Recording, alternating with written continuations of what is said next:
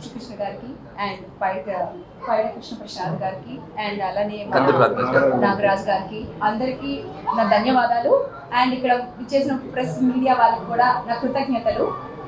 ఫస్ట్గా నేను ఏం చెప్పాలనుకుంటున్నానంటే, నేను ఒక వైజాగ్ అమ్మాయినండి, తెలుగు అమ్మాయిని. అందులో ఇక్కడ ఆడిషన్స్ చేశారు రెడ్ అండ్ బ్లూలో ఫ్యాషన్ గురించి.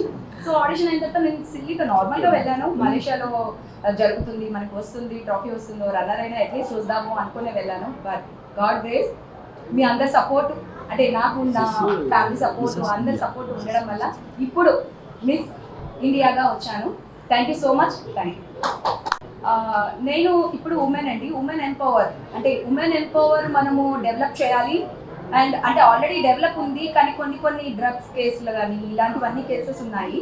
సో దానికంటే నాకు ఒక ప్లాట్ఫామ్ కావాలి. సో నాకు ఒక ప్లాట్ఫామ్ కావాలంటే నేను యాక్టర్గా అయ్యి మీడియాలో ఓన్లీ నా బోల్డ్ థింగ్స్ ఒకటే చూపించగలను. బట్ మాట్లాడేది ఏంటి అంటే, ఇది ఒక మిస్ యూనివర్స్, అంటే మిస్ ఇండియాగా నాకు రావడం ఒక హ్యాపీనెస్ ఉంది. దీని ద్వారా నేను ఏదైనా మాట్లాడాలన్నా ఒక ప్లాట్ఫామ్ దొరికింది ఇప్పుడు నాకు.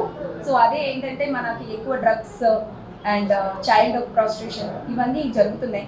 అవన్నీ ఎలా అయినా అరికట్టాలనుకున్నాం. మన నార్మల్ పర్సన్ని మాట్లాడితే ఓకేలే అంటారు. సో ఇక్కడికి వచ్చి స్టేజ్ మీదకి వచ్చి మాట్లాడితే కొంచెం అట్లీస్ట్ చూసే వాళ్ళు కూడా ఓకే, తను ఏదో మంచి కాజ్ కోసం వెళ్ళింది అని చెప్పేసి అనుకుంటారని ఒక చిన్న.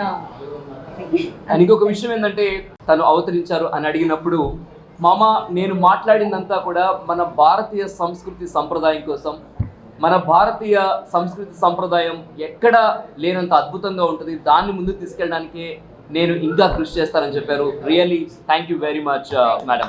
ఎస్, అలాగే ఒక ట్రోఫీని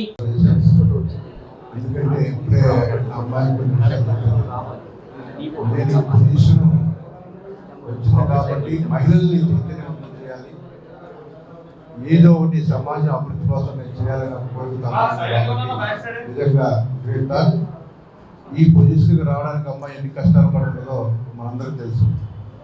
ఇప్పుడున్నటువంటి పోటీ ప్రపంచం 300 మంది పాల్గొన్న ఆ కార్యక్రమంలో నెంబర్ 1గా వచ్చారంటే అమ్మాయి తెలివితేటలు కానీ, ఆ అమ్మాయికి నుండి గోల్ కానీ, అమ్మాయికి ఉన్నటువంటి ఆ కసి కానీ మీకు మనందరూ అర్థం చేసుకోవాలి.